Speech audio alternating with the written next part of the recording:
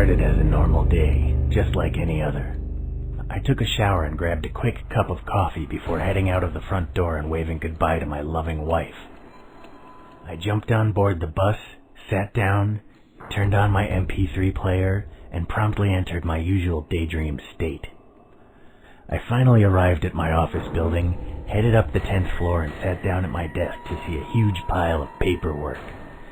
I sighed and got started. A scream coming from down the hall broke my concentration. I considered going to see what it was, but the thought quickly passed. Probably just another hysterical secretary overreacting to a spider. Just as I started getting back to work, something else grabbed my attention. I peered out the window into the street below, and to my astonishment, saw a scene of utter chaos. People fighting, even killing each other for seemingly no reason. By this time, some of my coworkers had gotten up from their desks and joined me in staring out the window.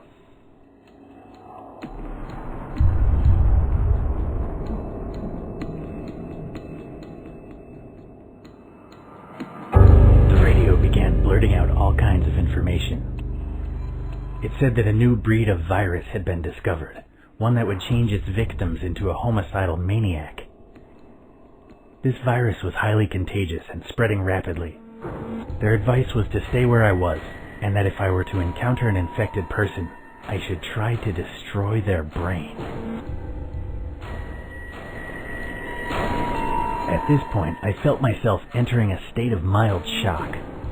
It was obvious that whatever was going on was serious, and that a significant percentage of the population were going to be killed or wounded over the course of the next few days. My thoughts quickly turned to my wife. Was she okay? What if these maniacs were near our home?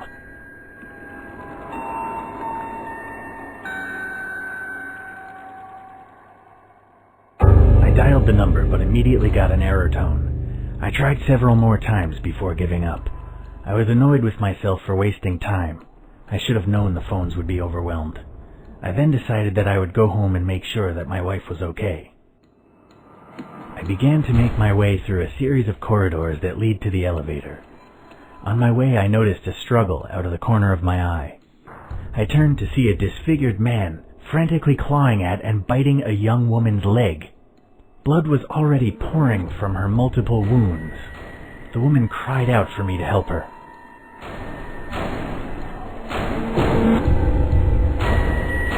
I continued down the hallway, ignoring the woman's cries for help. She would have been infected, and it wasn't worth the risk. I arrived at the elevator, but to my dismay, it seemed many other people had the same idea. I heard a ping, and the elevator doors slid open. In a split second, the large crowd of office staff pushed and shoved their way into the tiny metal box.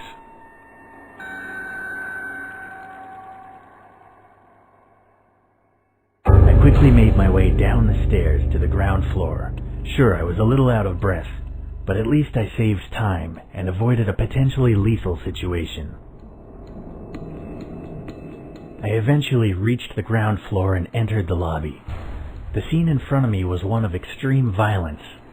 The security team was desperately battling with a swarm of infected, and they appeared to be losing.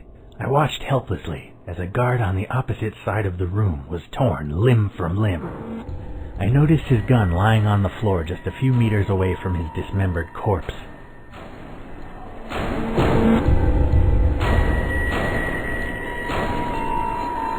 I managed to slip away without any infected noticing and proceeded quickly towards the rear exit. I made my way through several corridors towards the back of the building. As I approached the rear entrance, I spotted a hefty padlock across the bolt, making it practically impossible to open without a key. I cursed my bad luck and tried to figure out my next move. The janitor would have had the key, but reaching his office would have required going back towards the lobby.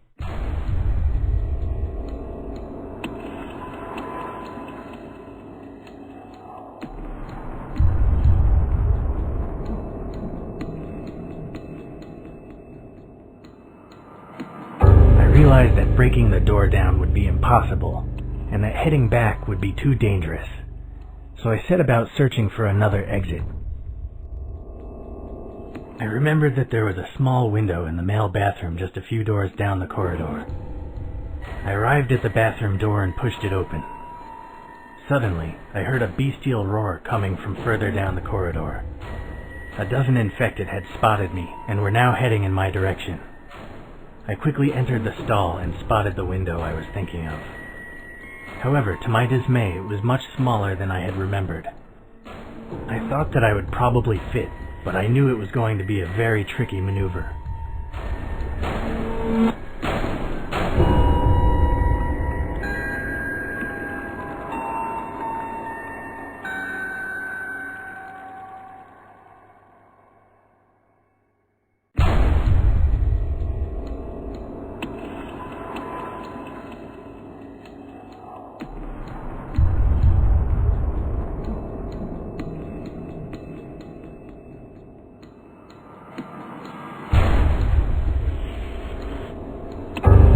A bundle of paper towels and began blocking the sinks.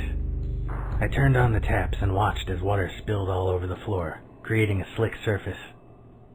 Hearing the zombies approach, I immediately ran towards the window and began trying to squeeze through.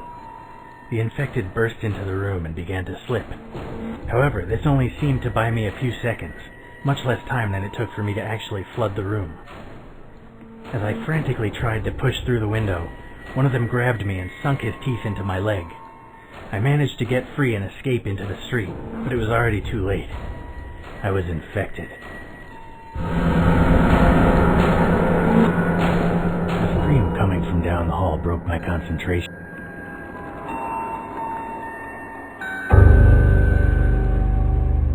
At this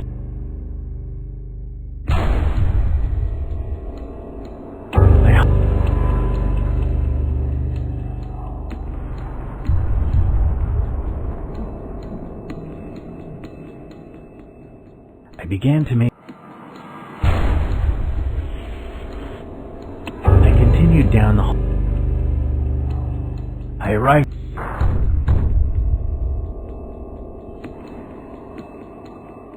I launched myself out of the window in the hope of reaching the ground floor more quickly.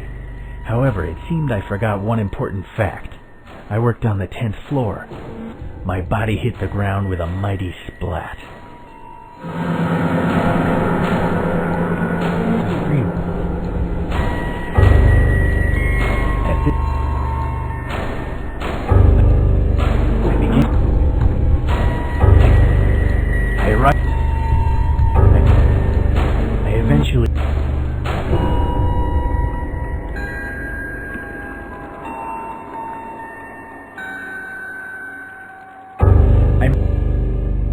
I made my way.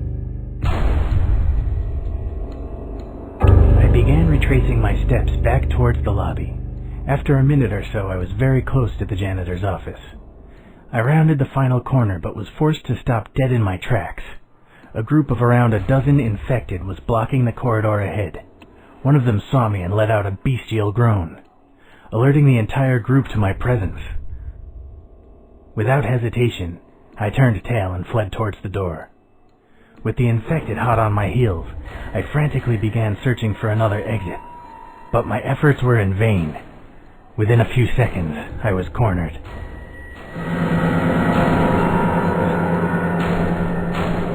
The common room was crowded with co-workers, and I could barely see or hear. At this point, I felt...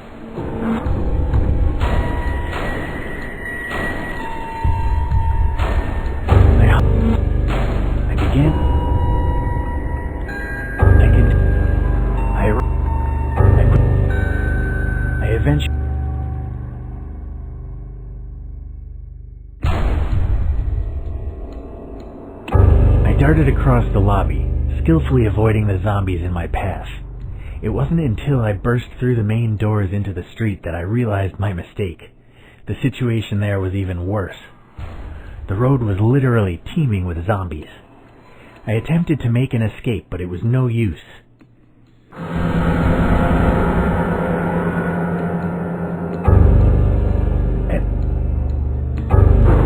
I began...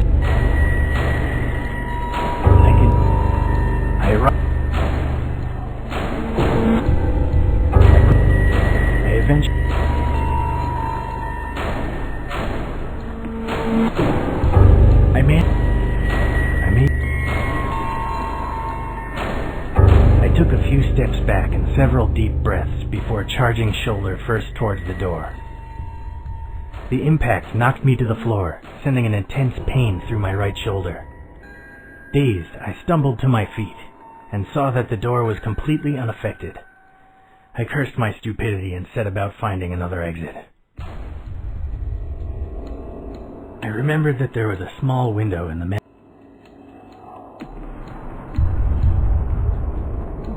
I locked myself in a cubicle, sat on top of the toilet seat, and tried not to make any sound. Within a few moments, the zombies had shoved their way into the room. At first, it seemed like my plan was working. They spent a few moments stumbling around, not able to find me. However, I didn't know the infected had such a keen sense of smell. It wasn't long before they realized where I was. It took them a few good minutes to break through the door. Just enough time for me to make my peace with God.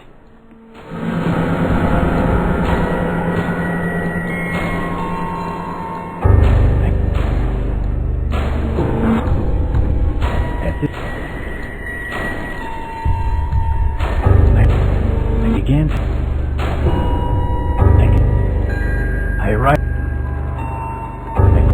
I eventually.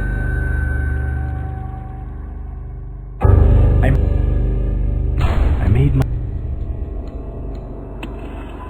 I realized that.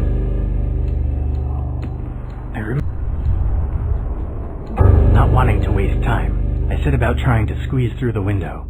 A few awkward movements and a lot of pain later, I managed to force my way into the street, escaping the infected with only a few seconds to spare. I dropped from the window and landed on the pavement with a heavy thud. Looking up and down the quiet back street, I tried to decide what to do next. Eventually, I came to the conclusion that my best bet was to head to a main road and try to steal a vehicle or catch a lift. I jogged down the quiet street for a few hundred feet before stopping to catch my breath. I looked up briefly and saw a little girl wandering aimlessly in the middle of the road. I realized that the girl was most likely infected, and therefore I decided to ignore her and continue down the street. I eventually arrived at the main road. As I suspected, the scene wasn't pretty. In every direction I could see people either trying to fight or flee from the numerous infected. An array of dismembered corpses already littered the streets. I suddenly felt nauseous, and within a few moments I was vomiting my breakfast all over the pavement. I wiped my mouth with my sleeve and looked up to see a bus driving down the street. The number was the same as the one I usually took home. There appeared to be a lot of people on board already, but I thought I might be able to squeeze in.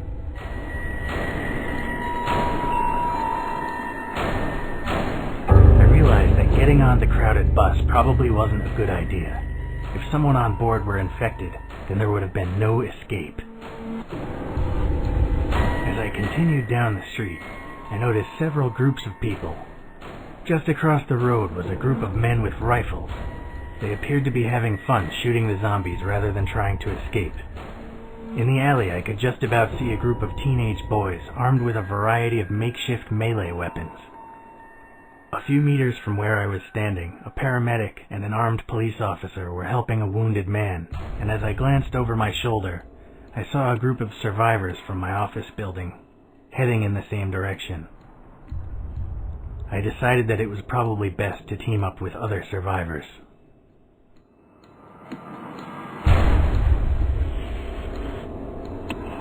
I made my way to the teenage boys and began following them down the street.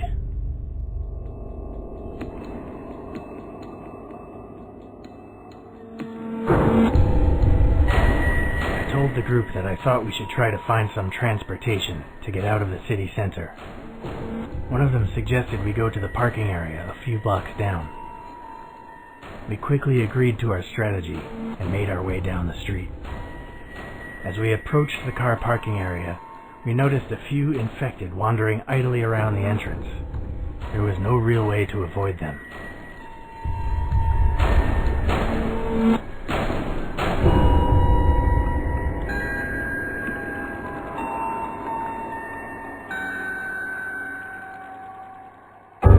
some heated discussion, somebody from the group eventually stepped up. He began making such a noise as he could, running in circles around the infected. My plan worked and they began to follow him away from the entrance. The rest of us swiftly made our way inside and began to search for a suitable vehicle. We were so wrapped in what we were doing that we forgot about our brave volunteer. We never saw him again. We eventually found a few different options for vehicles in which we could make our escape. On the far side of the parking area, we found a pair of road motorbikes. Closer to us was a four-wheel drive all-terrain Jeep, a large freight truck, and a convertible sports car.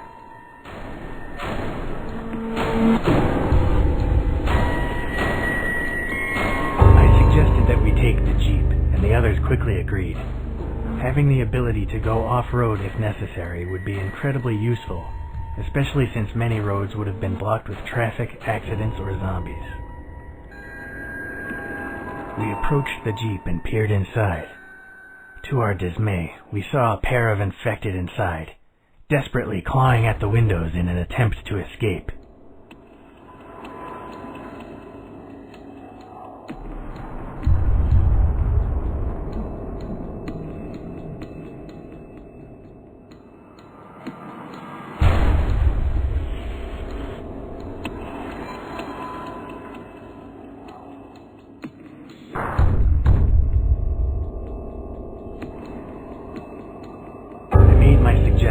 But the others didn't listen. They really wanted that Jeep, and a few zombies weren't going to stand in their way. The others immediately flung open the doors and started trying to drag the zombies out. However, without my help, they were having serious trouble, and it seemed like they would most likely end up dead if I didn't intervene.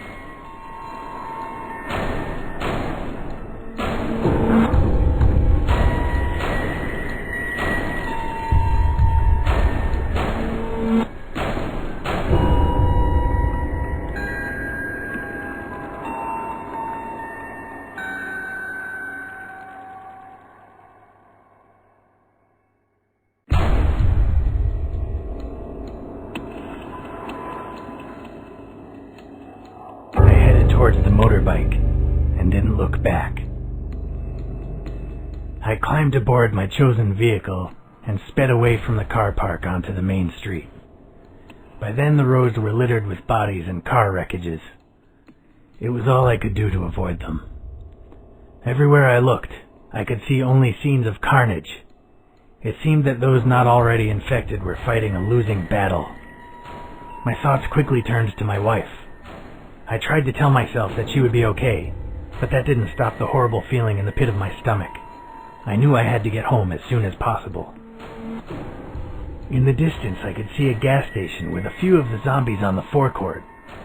I quickly glanced down at the fuel gauge and saw that I only had about a half a tank remaining.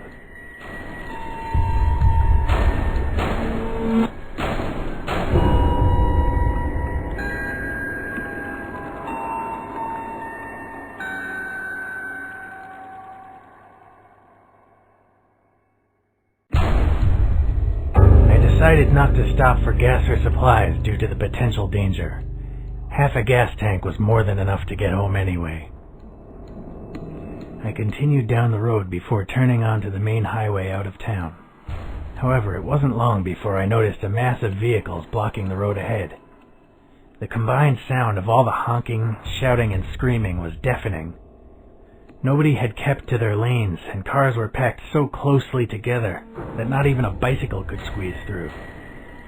The blockage extended so far down the road that it was literally impossible to discern what the cause was.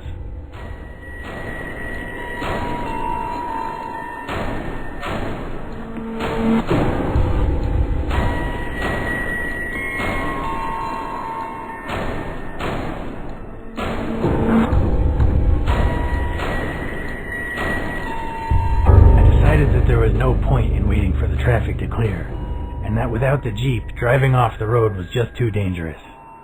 I headed back the way I came and turned off the highway at the first exit. I soon found a safer, albeit less direct route home. As I sped down the disturbingly quiet back road, my mind began to wander.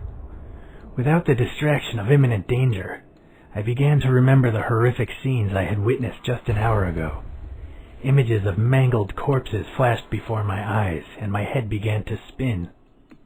I swerved onto the wrong side of the road, just as another vehicle pulled out from a concealed entrance. I braked sharply, but it was too late to avoid a collision. Amazingly, I wasn't seriously injured, but my ride was badly damaged.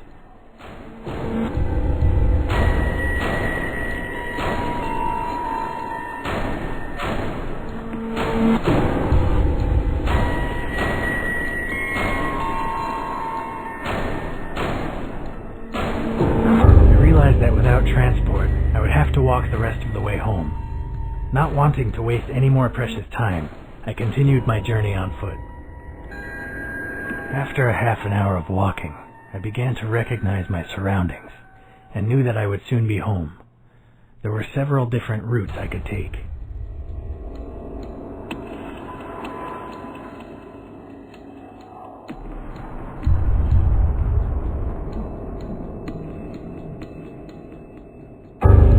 To get off the main road, as it would undoubtedly be dangerous in such a heavily populated area. I decided to follow the train line instead, since it ran not far from my house and would be totally deserted. Sure enough, I didn't see another soul. I finally arrived in my neighborhood, exhausted. I knew that my house was just a little further down the street, but the area was swarming with the infected. Most of them seemed distracted by what few survivors remained, but I knew it was only a matter of time before they noticed me.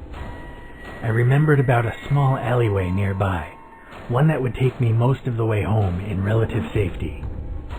I entered the alley, and as expected, it seemed totally devoid of life. However, as I walked past a large dumpster, an infected old man stepped out of the shadows and tried to grab me.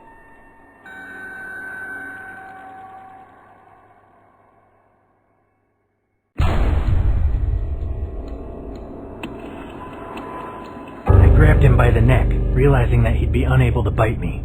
I pushed him away as hard as I could, and he stumbled backward. I had bought myself valuable time, but it wouldn't take long for the creature to regain its balance and come at me again. I turned to run back the way I had came, only to see that another group of them had followed and were now blocking my retreat. My only hope was to try and get past the lone infected.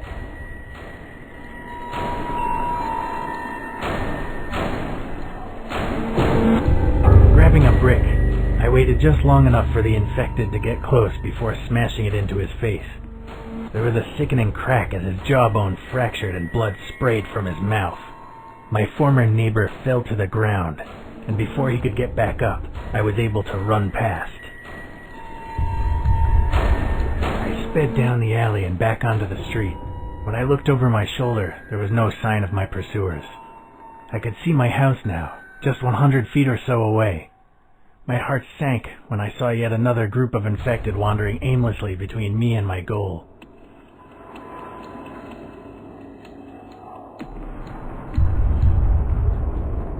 I decided that it was too dangerous to carry on down the street.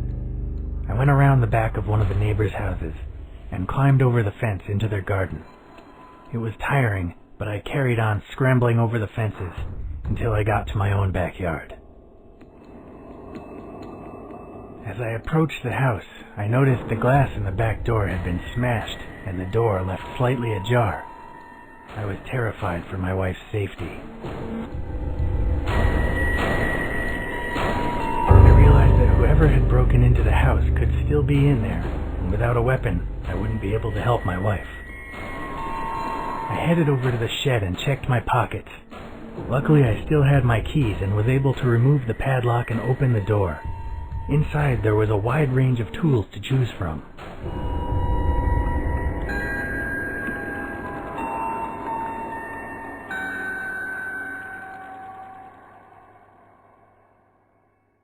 I picked up the hand axe since it was light and easy to use, although perhaps not the most powerful of weapons. With my weapon in hand, I left the shed and walked back to my house. Before I could enter, I discovered why the back door had been left ajar. A teenage looter emerged from the house carrying my television, obviously intent on profiting from the crisis. When he saw me, he dropped the TV and pulled out a large kitchen knife. At that moment, I couldn't tell which one of us was more afraid. I told the looter that I wasn't going to hurt him and that he could take the TV and go. He didn't bother to pick it back up. Instead, he ran over to the nearby fence and climbed over into the neighbor's garden. Having dealt with the looter, I walked in through the back door. I was relieved to finally be safely indoors, but I couldn't rest yet. Not until I was certain my wife was okay.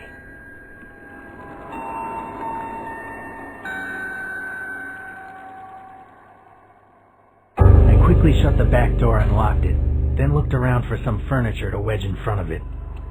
It took me a few minutes to properly secure the entrance, but at least I knew nobody would be able to force their way in. I began searching the ground floor for my wife. As I came into the living room, I saw that John from next door was standing there. He had his back to me and was clearly oblivious to my presence. His shirt was covered in red stains.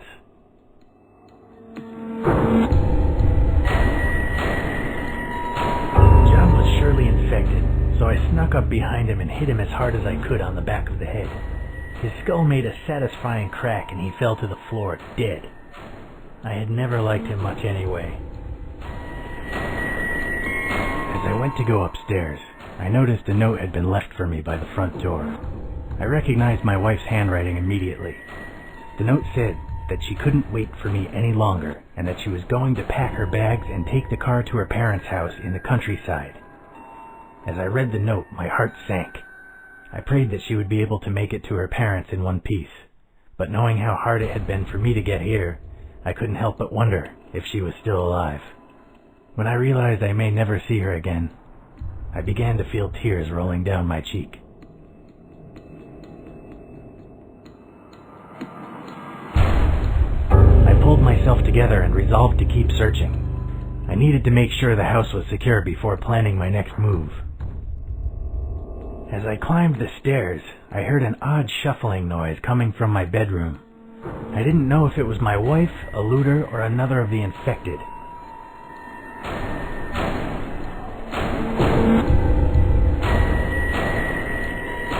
I slowly pushed the door open and stepped inside. The scene that greeted me will haunt my nightmares for years to come. My beautiful wife was pinned on the floor, desperately trying to fight off one of the infected. She could barely keep the creature at bay, and if I didn't act immediately, she would surely die.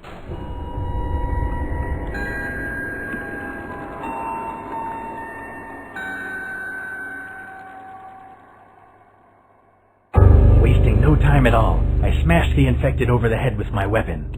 I was lucky not to hit my wife by mistake, but at least she was alive. I was finally reunited with my wife.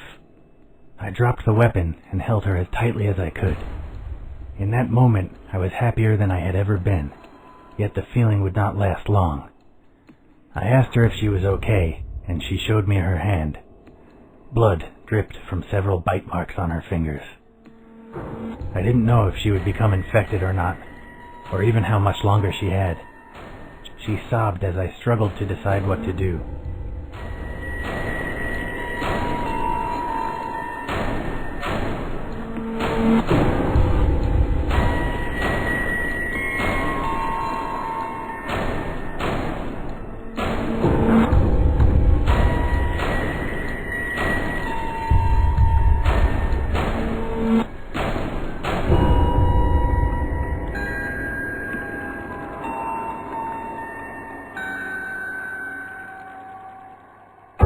I had to do something and do it quickly.